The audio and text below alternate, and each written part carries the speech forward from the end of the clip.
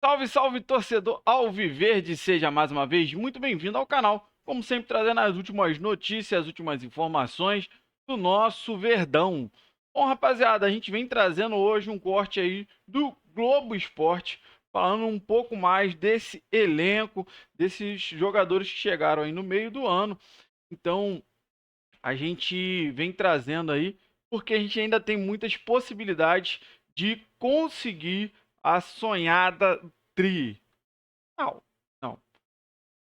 Salve, salve, torcedor alviverde! Seja mais uma vez muito bem-vindo ao canal, como sempre, trazendo as últimas notícias, as últimas informações do nosso Verdão, do nosso Palmeiras. Bom, rapaziada, a gente vem trazendo aí um corte do Globo Esporte, falando muito sobre o nosso Verdão e a sequência aí para o campeonato, que a gente tem muita esperança de conseguir sim o tri. Claro que depois da derrota para o Botafogo na terça-feira ficou um pouco mais complicado para a gente, mas tem ainda uma combinação muito boa que pode acontecer. Eu acredito sim que o Inter vai ganhar do Botafogo. Botafogo que vai vir já meio baqueado, que ele vai perder hoje também para o Atlético Mineiro. Então, rapaziada, sem mais delongas, vamos soltar o vídeo. Vou pedir para você dar aquela moral pro canal. Vai lá, se inscreve, ativa o sininho e deixe o seu like. Então vambora, rapaziada, bora pro vídeo. Mas ó, o Palmeiras não joga nesse fim de semana, já que a partida contra o Botafogo foi antecipada e eles se enfrentaram na última terça-feira. Com a derrota, o título do Brasileirão ficou mais distante e investimento não faltou nesse ano, nesses caras aqui principalmente, olha só. Já calculou quanto custa para esse grito sair? Palmeiras, 12 vezes campeão brasileiro! É, torcedor, dá trabalho e custa muito. Em julho de 2021, por exemplo, o Palmeiras foi pro mercado para repor o lateral esquerdo e para isso precisou gastar 20 milhões de reais. Bem-vindo, já tenho aqui a tua foto. Piquerez chegou no meio do ano, foi titular nas quartas, na semi e no tri da Libertadores. Já nas contratações do meio de 2022, a aposta foi quase 4 vezes maior, cerca de 73 milhões de reais. Um pacote com uma das contratações mais caras da história, Flaco Lopes, por 40 milhões. O título veio com 4 rodadas de antecedência. Palmeiras comemora o título brasileiro, Palmeiras campeão do Brasil. Até aqui, a lógica segue a mesma. Time que tá ganhando, se investe. O Flaco eu até coloco um parênteses aí, que é o seguinte, ele chegou e o Palmeiras estava super bem. Então, para ele se encaixar naquele momento, o Rony chegou a ser um convocável. Né? Ele chegou aí para a seleção brasileira. Até aqui, a lógica segue a mesma. Time que tá ganhando, se investe. Mas como explicar a janela do meio do ano de 2023? R$0 e 0 reforços. O investimento da temporada vinha lá da base. É o rei dos brasileirões! O Palmeiras comemora o título brasileiro. E com os rendimentos da venda de Endrick e companhia, chegamos à janela mais cara da era Bel. O Palmeiras gastou nesse meio de ano 102 milhões de reais. E o começo foi de lua de mel, ou melhor, um chá revelação para descobrir qual seria o número da camisa do Felipe Anderson. Até ali, a única certeza pro torcedor é que ele seria titular. Ele é aquele cara que não era ele que decidia todos os jogos esse tempo todo na Itália. A gente tem que entender, às vezes, essa questão do tamanho da expectativa que a gente coloca. Maurício também veio pro meio de campo. É uma engrenagem que já vem funcionando há um bom tempo, de uma certa forma, e nem todo atleta consegue chegar, casar e vestir a camisa. O lateral direito Chiai, argentino que veio nessa janela, segue no desafio de entender essa engrenagem e ganhar a confiança do Abel. Contra o Botafogo, mais uma vez, os reforços deixaram a desejar. Felipe Anderson entrou como titular, mas foi substituído no intervalo. Maurício também teve atuação apagada, nos 30 minutos que jogou no segundo tempo. E o Chiai nem entrou em campo. Um pouquinho de paciência pode ajudar os jogadores novos que estão chegando, que vai fazer parte de uma troca, de uma oxigenação desse elenco do Palmeiras. Por isso, o palmeirense, o Globo Esporte recomenda: cobre os reforços com moderação. Até porque, se vencer o Cruzeiro fora de casa na quarta-feira e o Botafogo perder para o Inter, o Palmeiras é líder de novo. O Palmeiras está na briga pelo Campeonato Brasileiro, mas só volta a jogar na próxima quarta-feira. A situação do Palmeiras ficou bem mais complicada depois da derrota para o líder Botafogo no Brasileirão. O Verdão ainda tem chances de ser campeão, mas agora não depende mais só de si. Precisa vencer os seus jogos e secar o time carioca. A equipe do técnico Abel Ferreira vem se preparando para o próximo duelo, que acontece na quarta-feira contra o Cruzeiro pela 37ª rodada no Mineirão. E depois fecha a participação do Campeonato Brasileiro diante do Fluminense em casa. O discurso internamente é que ainda dá para acreditar no título. É força total, né? É 2 jogos, 2 finais. Acho que a gente nunca pode duvidar desse elenco do Palmeiras. Eles já mostraram várias vezes que pode. Então, enquanto houver a possibilidade, a gente vai lutar até o fim. E é isso, eu luto, eu trabalho todo dia para que esse troféu possa vir pra gente aí. Quando tiver chance, a gente vai lutar com todas as forças e acredito que é possível e esse é o nosso objetivo. O campeonato ainda não acabou. É isso, quero que fique claro para todos, ainda não acabou. A vantagem e a bola está toda no Botafogo. Para o duelo contra a Raposa, Gustavo Gomes é desfalque. Lembrando que ele está suspenso pelo 3º cartão amarelo. Já o lateral direito Marcos Rocha está fora porque foi expulso na última partida diante do Botafogo. Dessa forma, o zagueiro Murilo deve formar a dupla de zaga ali com Vitor Reis e Mike deve assumir a posição no lado direito. É uma equipe muito qualificada, muito forte também, dentro da casa deles. A gente tem que ir lá com foco, concentração, não tem que fazer e tentar levar os 3 pontos. Preciso te trazer números sobre o desempenho e o valor, a importância da torcida do Palmeiras dentro das receitas do clube. Preciso te atualizar também sobre a nova pesquisa do Datafolha sobre as maiores torcidas do país, com direito à polêmica, as últimas do mercado, bastidores, finanças e muito mais. Fala aí, pessoal, sou Jorge Nicolau. Preciso te trazer números sobre o desempenho e o valor, a importância da torcida do Palmeiras dentro das receitas do clube. Preciso te atualizar também sobre a nova pesquisa do Datafolha sobre as maiores torcidas do país, com direito à polêmica, as últimas do mercado, bastidores, finanças e muito mais. Fala aí, pessoal, sou Jorge Nicolau, bem-vindos a mais um vídeo do canal, sempre bom ter vocês por aqui. Sem perder tempo, só pedir para deixar like, se inscrever no canal e ativar as notificações. E falar agora sobre os números impressionantes do Avante, programa de sócios torcedores do Palmeiras. O Verdão está faturando quase o mesmo com o Avante do que ganha com o Crefisa e Fan por todo o uniforme como patrocínio.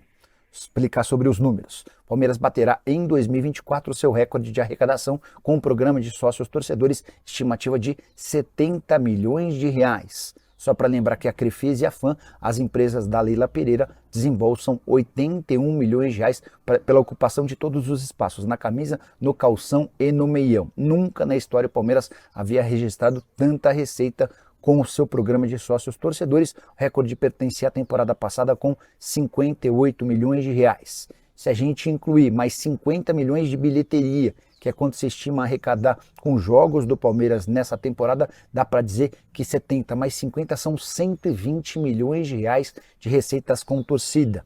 Como o Palmeiras estima ser capaz de faturar cerca de 1 bilhão de reais ao longo do ano, dá para dizer que mais de 10% de todo o faturamento vem graças ao seu torcedor. Só para completar, hoje o Avante conta com cerca de 200 mil sócios torcedores, é o programa mais numeroso do futebol brasileiro e ele teve um acréscimo importante desde o acordo com a Palmeiras Play, programa lançado em 2009 que se tornou super importante dentro do clube a partir de 2015, no primeiro ano completo do Allianz Parque. Bora falar agora sobre a mais nova pesquisa divulgada pelo Datafolha sobre as maiores torcidas do futebol brasileiro. Já quero contar desde já que ela está dando polêmica, só para variar. 2.400 pessoas foram ouvidas, pessoas com mais de 16 anos, entre 5 e 7 de novembro, em 113 municípios diferentes. Não há uma distinção de quais foram os municípios escutados. De qualquer forma, o Flamengo segue em primeiro, mas com uma redução no número de torcedores. Eram 21% do público total na temporada passada, de acordo com o Datafolha. Hoje o Flamengo tem 19% da torcida em todo o país. O índice de erro é de 2 pontos para cima ou para baixo. Se o Flamengo é o primeiro com 19%, o Corinthians aparece em segundo com 14%. No terceiro lugar, não mais o São Paulo e sim o Palmeiras com 7%. O São Paulo aparece em quarto com 6%, há um empate na quinta colocação entre Vasco e Grêmio, 4% para cada um desses times. No sétimo lugar, Santos, Cruzeiro e Internacional, 3% para cada. Décima colocação para Atlético Mineiro, Botafogo, Fluminense e Bahia, 2% de torcedores espalhados pelo Brasil para cada um desses times. Ainda temos Vitória, Sport, Ceará, Fortaleza e Remo com 1% cada. Os demais times não tiveram pelo menos 1%. Importante destacar o desempenho de alguns desses times em regiões. Na região norte, por exemplo, o Flamengo tem 29% da população, contra 11% de corintianos. O time da região com mais torcedores é o Remo, com 4%. Na região nordeste, o Flamengo também lidera, 25%, contra 8% do Corinthians. O time mais popular da região é o Sport, com 5%. No centro-oeste, o Flamengo tem 29%, o Corinthians aparece com 11% e o Goiás tem apenas 1%, mesmo sendo o time mais popular da região. Na região sudeste, o Corinthians tem 20%, o Flamengo aparece com 15%. Já na região sul, não temos nem Flamengo nem Corinthians entre os primeiros. O Grêmio lidera com 23%, o Internacional tem 18%, Flamengo e Corinthians com 9% cada. Saídas e chegadas do Palmeiras. Ô Fael, a gente deve ter uma dança das cadeiras relativamente grande no Palmeiras. O Naves foi procurar outro dia o Abel para perguntar sobre o futuro dele, e o Abel disse que ele pode procurar clube. Se pintar proposta pelo Vanderlan, pelo Gabriel Menino, pelo Rony e pelo Zé Rafael, a gente também deve ver ele saindo, tá? O Rômulo tem situação mais ou menos parecida. O Rômulo, meio atacante que veio do Novo Horizontino, não conseguiu se firmar. A ideia do Palmeiras é negociar atletas que não têm sido muito utilizados para que esses caras possam ser substituídos por jogadores talvez mais úteis, tá? Sobre reforços, já havia contado para vocês de Santi Mingo, que é um zagueiro de 22 anos, argentino do Defensa e Justiça. Ele interessa em ter negociações quentes. O Palmeiras também gostaria de ter Facundo Torres, atacante uruguaio de 24 anos de idade, que pertence ao Orlando City. Essa operação é bem difícil por conta do preço, 15 milhões de dólares. E o Canóbio surge como um plano B pro Facundo Torres, tá bom? Está a contratação do Dudu no Cabuloso. Berti, ninguém vai confirmar de forma oficial. Até hoje eu estava conversando com uma pessoa envolvida nessas tratativas e a pessoa disse: Nicola, falar qualquer coisa agora só vai atrapalhar. Vai atrapalhar essa reta final de temporada do Palmeiras com o Dudu, vai atrapalhar essa reta final de temporada no Cruzeiro, e especialmente depois de tudo que aconteceu na metade do ano, quando o Cruzeiro e Palmeiras haviam se acertado com o Dudu e o Dudu recuou na última hora. A estratégia é não repetir o erro. Então os caras não vão falar nada, mas eu posso te assegurar que é grande a chance de o Dudu ir para o Cruzeiro, tá? E eu tenho percebido nas redes sociais, seria até legal que os cruzeirenses presentes participassem. Tenho a impressão de que agora, mais do que algumas semanas atrás, o torcedor do Cruzeiro começa a aceitar essa possibilidade de o Dudu ser contratado, porque os caras já perceberam que o atual elenco do Cruzeiro tem bem poucas opções para essa função de ataque, tá bom? A comentar sobre a possibilidade de André Silva, atacante português de 29 anos de idade, se tornar o centroavante dos sonhos do Palmeiras para o próximo ano. O Verdão busca desde julho a contratação de um atleta para essa posição. A ideia é repor a saída do Endrick. E com a presença do Super Mundial de Clubes na metade do ano que vem, há necessidade de um jogador de peso. Essa história do André Silva, confesso que fui absolutamente pego de surpresa. Estava fazendo um programa do Nicola aqui no YouTube nessa quinta-feira e me perguntaram: Nicola, você está sabendo que o André Silva, atacante português, pode pintar no Palmeiras? No primeiro momento eu nem lembrei desse André Silva, jogador revelado pelo Porto, com passagens pelo Milan, também teve no Eintracht Frankfurt, no Sevilha e nesse momento defende o Red Bull Leipzig, da Alemanha. Ele chegou a ser emprestado na temporada passada para o Real Sociedad, não foi bem na Espanha, assim como também não tem ido bem nessa atual temporada, tá? Foram só 8 jogos entre os 18 que o time disputou. Dessas 8 partidas em que o André esteve em campo, ele só foi titular em 2 vezes e ainda não marcou gols. Então dá para dizer que está longe de ser o André Silva dos sonhos para o RB Leipzig.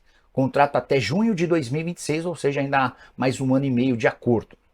Perguntei para uma pessoa do departamento de futebol do Palmeiras e a resposta foi, abre aspas, nunca falamos de André Silva no Palmeiras. Não sei de onde surgem essas ideias, fecha aspas. Fui pesquisar para entender como é que o nome do André Silva parou no Palmeiras e vi que um site passou a dar uma série de sugestões de camisas 9 para o Palmeiras. E lembrou do André Silva exatamente pelo momento dele, pouco utilizado no Leipzig, talvez pudesse haver uma negociação.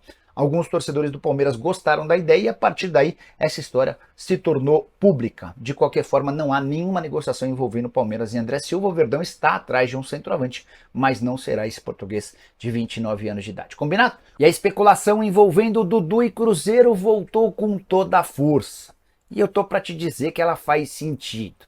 Alexandre Matos e André Cury, representante do Dudu, têm uma excelente relação. E o Matos nunca escondeu a vontade de contar com o atacante que está encostado no Palmeiras.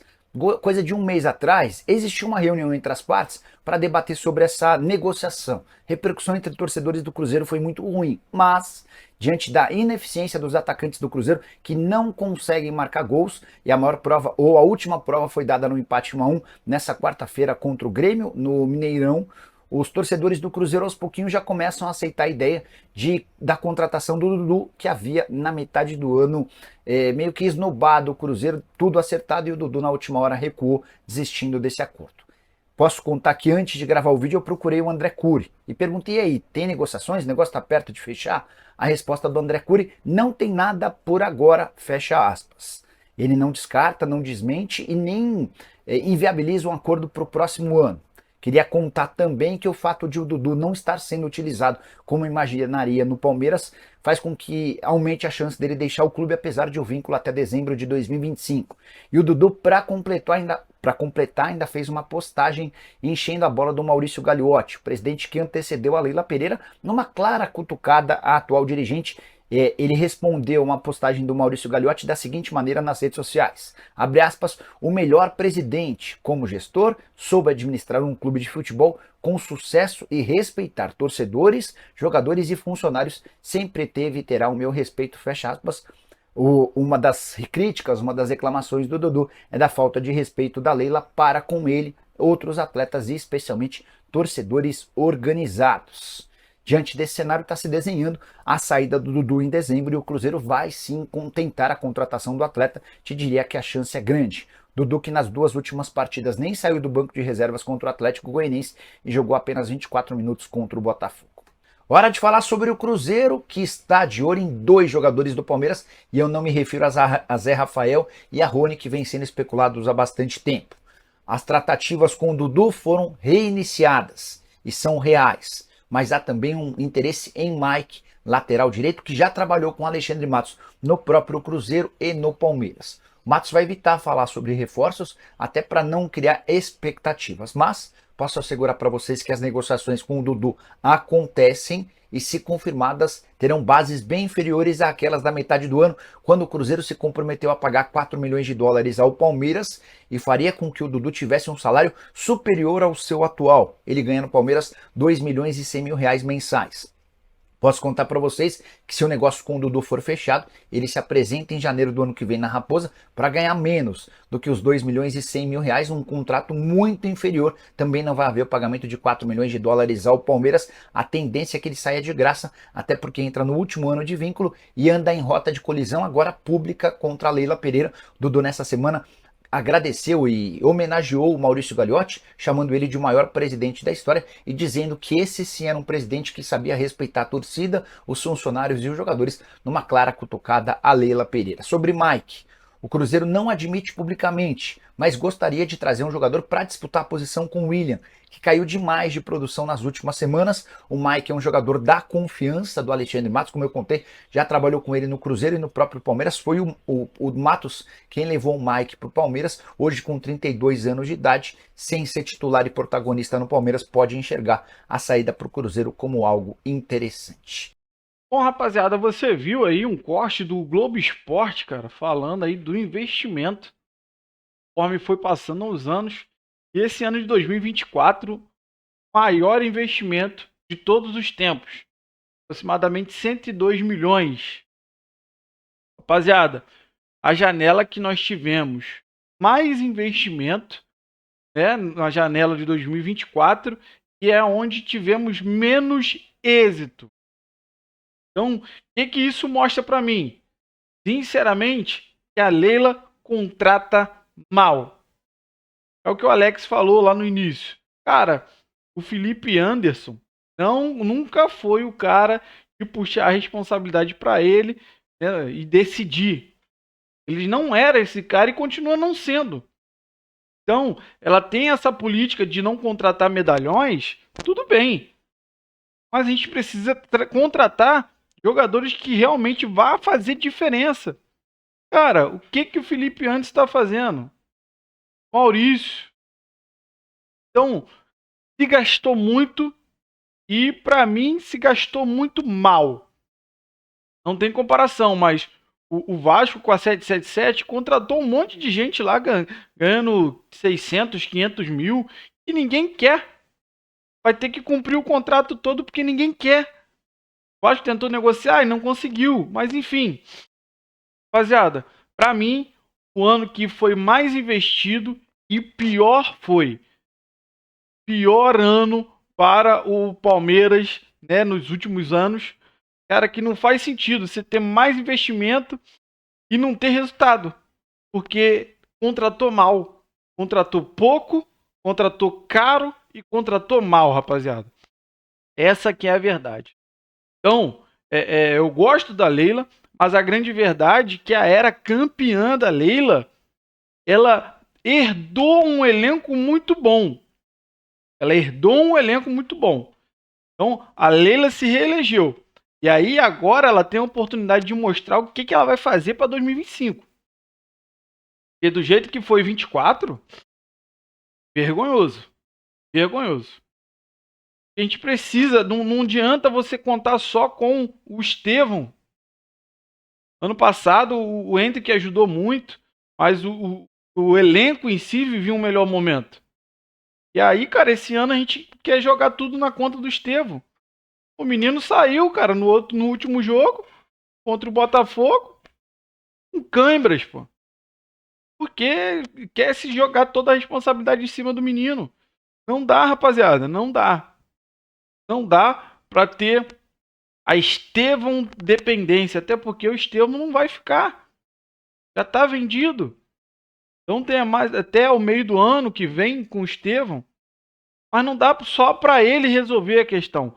Então a Leila precisa trazer jogadores de renome. A gente viu aí muita especulação que o Nicola trouxe, mas a grande verdade, cara, que não tem nada confirmado e a gente precisa de jogadores de nome, jogadores de peso para jogar no Palmeiras, para vestir essa camisa. Não, cara, vai ser igual 2024. Gastasse muito e não ter resultado. Então, rapaziada, deixa nos comentários aí o que você achou disso tudo, tá? Desse ano, infelizmente, desastroso pra gente, com um investimento alto, mas sem retorno. Tá bom, rapaziada? Deixa isso aí nos comentários o que você tem achado disso tudo. E não se esqueça, se inscreva no canal, ative o sininho e deixe seu like, que aí a gente está sempre postando as últimas notícias e informações do nosso Verdão.